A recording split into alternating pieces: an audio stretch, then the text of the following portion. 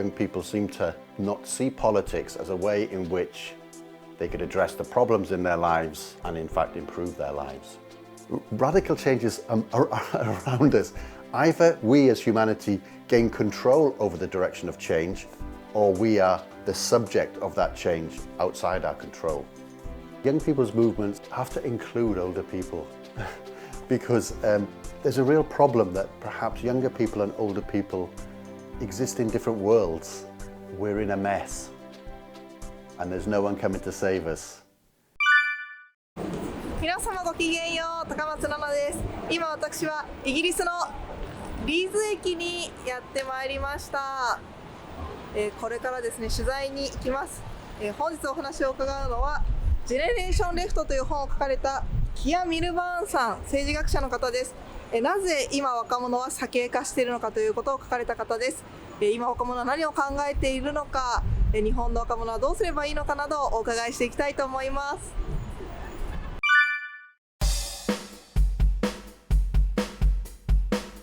My name is Dr. Kia Milburn. I wrote a book in 2019 called Generation Left. For a long time I was an academic at the university, but in the last couple of years I've left to join a couple of think tanks. So I work for a couple of think tanks at the moment, working on trying to democratize the economy, and in particular trying to democratize the ownership of assets, such as perhaps housing or resources, and perhaps to democratize the way that communities are run and urban development takes place. Really, it's because I identified a phenomenon, and the phenomenon was that in the UK it was very, very noticeable that there was a split in the generations around politics. So younger people were moving to the left and older people, particularly over 55s, and then even more so over 65, so retired people, were moving towards the right. It became very obvious in the UK. For instance, there was a general election in 2010, and the difference in the voting between the oldest and the youngest was just 1%. There was another election in 2017, and that difference was 53%. It had grown very, very, very large very quickly. In fact, it's the biggest gap between the generations in British history. So I wanted to understand why. Why was that happening? So when I looked at the theories around what a generation is, I wasn't satisfied. So I wanted to make my own idea about what a generation is to try to explain that phenomenon. There's a number of reasons for it, but in the first place it's because there's been a real collapse of living standards amongst working age people, but young people in particular. And one of the main drivers of that is because wages have been stagnating, they haven't been rising. But at the same time, the cost of living, so rents, electricity prices are really, really very, very high. So for younger people, that's a really big problem because they rely on their income from work. Older people who may own a home and have their pensions invested in stocks and shares, they're in a different position because their income is relying on their assets, the increase in their house price or the increase in the value of their pensions. And those have risen dramatically. So you have the material interests of older people tied to a very different part of the economy, the part of the economy that deals in shares, house prices, asset prices as it's called, whereas young people's interests are tied to wages and the income you get from work, which has not risen. So that's one of the main reasons why young people might be discontented. The other reason, of course, would be perhaps climate change, the climate crisis. And in fact, if you look particularly in the US about attitudes towards whether we should act on climate change, both old and young are increasingly more say that they want to act on the climate crisis. But young people in particular are very much concerned of that. There's a generational gap there. And I think you can understand that by the fact that there has been little effective action on climate change. So people of my age and older, our activity they've produced a lot of carbon. There's something called the carbon budget. You can only produce so much carbon into the atmosphere before temperatures rise, and we've used up a big amount of the carbon budget. There's less left for young people, so that's a generational inequality.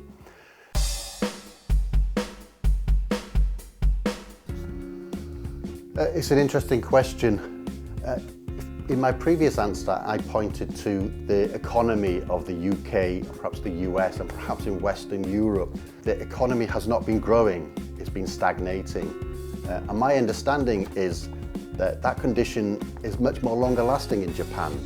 Japan is a much older country, has a much older average age than the UK or most countries in Europe. Italy is quite an old country. So that has a very strange political makeup.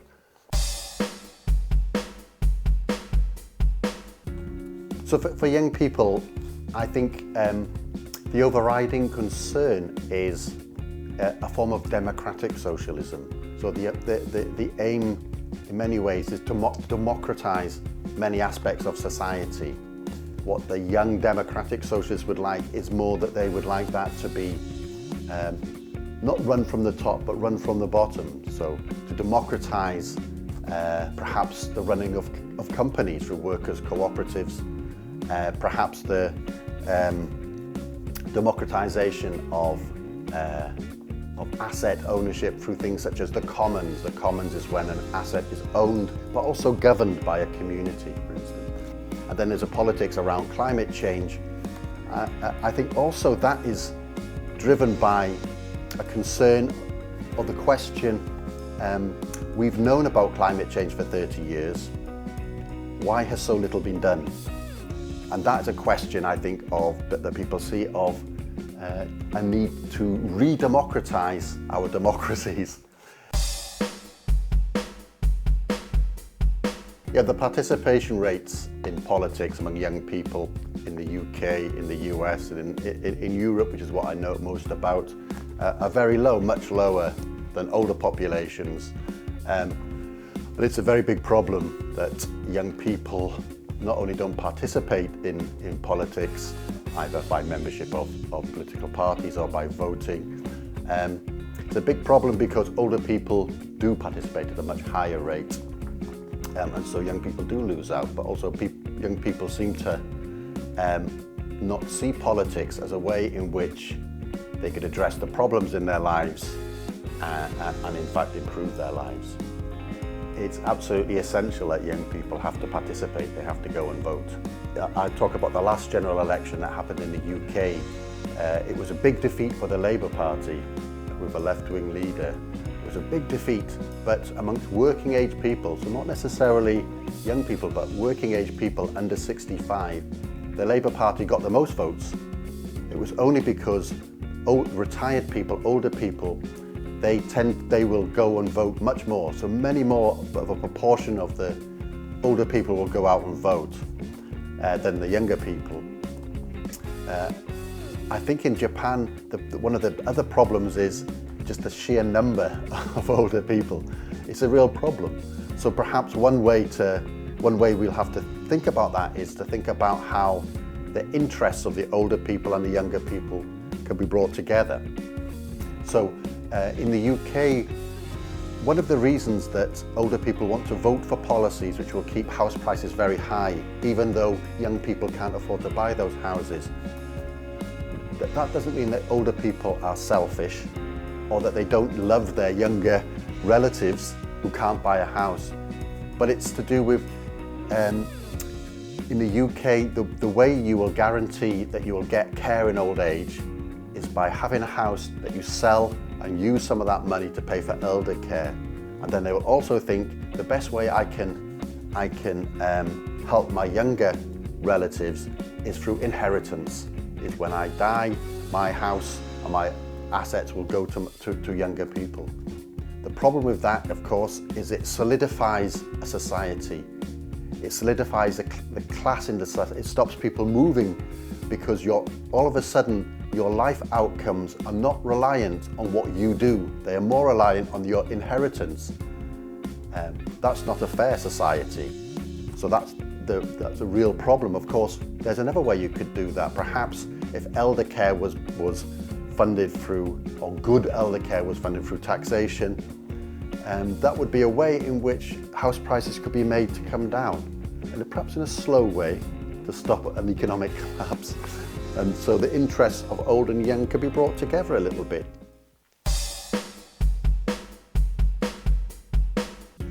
I think we have the overlapping of three different phenomena at the same time. So there is a tendency for the birth rate of countries who are developed countries who are a bit richer, the birth rate to drop dramatically. So that's one thing. It's a very unusual moment in human history that the population is getting dramatically older, and so there's more older people than younger people.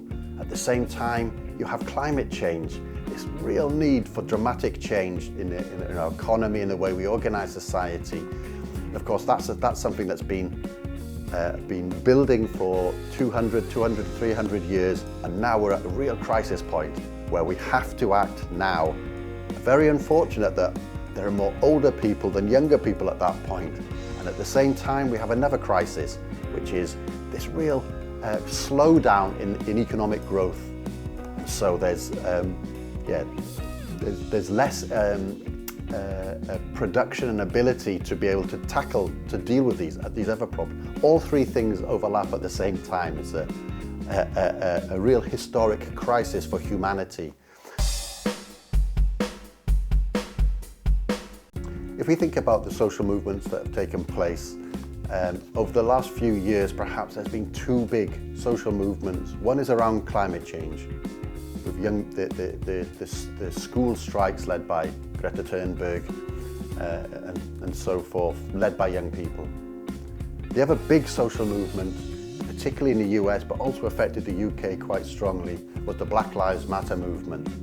In the US, perhaps the biggest social movement in US history. Really, really significant. And in this country, sparked a huge amount of debate. I think if you look at the social movements of young people in particular, it's an idea that perhaps, a concern perhaps with equality, that each person should be treated the same. Perhaps it is because climate change is a global problem. It doesn't occur just in one country, it's a global problem.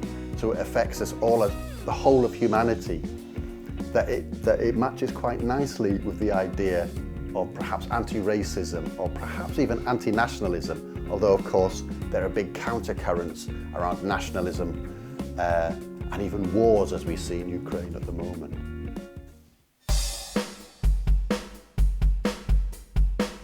There are two things in which a section of the society can gain more influence, or perhaps three things. One is political participation, and often that means that you need somebody or something to draw it together, to cohere the different forces together. The other one is the amount of organisation that a sector has. So perhaps the things that can draw different elements of young people together.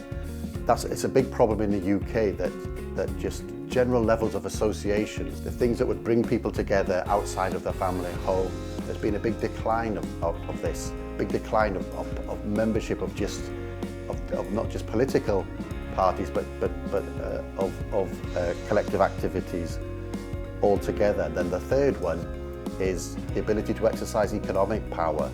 In some ways, that's the key to the dominance of older people, perhaps, in countries such as Japan and in the UK, is that they hold a certain amount of economic power, but perhaps it's because their economic interests are also aligned with very powerful forces. So the interests of older people, they do well when house prices rise, so property prices rise and share prices rise. But of course there are people who own a lot more property than just a normal person who owns a house, and their interests are also when asset prices rise and property prices rise. So in some ways there's an alliance between home-owning older people, pensioners who own property, and what we might call the financial sector. There could be an alliance between younger people whose interests are in work, the investment into production, and businesses who want to increase production, etc. You could see some sort of alliance, an economic alliance that way perhaps. We don't know, we'll have to see how that turns out. I think radical change is coming. I think our society is stuck. It's stuck, and we don't seem to be able to address the problems facing the world. We can't seem to solve the economic problem. We can't seem to solve the climate problem. So we're stuck. But of course, radical change does not just come from human action, right? Radical change can come from nature, from climate change. So the way I see it is radical change is coming, no matter what. Radical change either comes because we reorganize things and address the problems we face, or radical change comes because we do not address the problems we face and the climate changes dramatically. I think we underestimate the level of transformation which climate change will bring even in the next 20 and 30 years. Really quite dramatic changes. Already we're seeing big political effects and unexpected political effects. In fact, it's a little bit like there's a crisis after a crisis. We have 2008, the financial crisis. Then we have Brexit in the UK, no one expected it. Donald Trump in America, no one expected it. Then we have COVID, no one expected it. Then we have an invasion in Ukraine, no one expected it. Radical changes around us. Either we as humanity gain control over the direction of change, or we are the subject of that change outside our control. I think that in Japan, young people want to see their own experiences recognized, their own experiences and their own interests reflected. I know in the UK it's a problem that young people's experiences are not recognized in the political parties, for instance, or not to a great degree.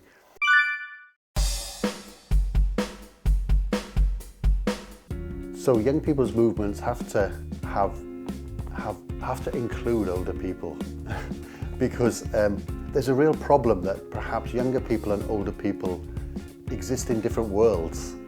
So in the UK, for instance, it's only older people who read newspapers and get their information from newspapers, or perhaps even the news on TV, whereas younger people get it from social media, etc.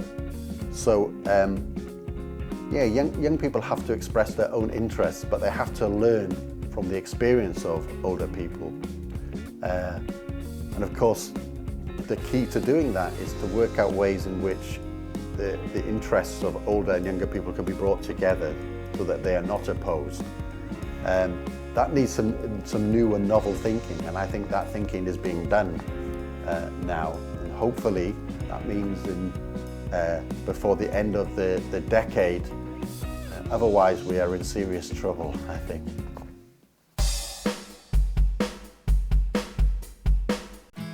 Yeah, my message to young people, the young people of Japan, is we're in a mess and there's no one coming to save us. You have to act in order to address the problems that are facing both you individually and your society and the world, basically. You have to act, you have to be organized, you have to take an interest in politics, and of course you have to vote.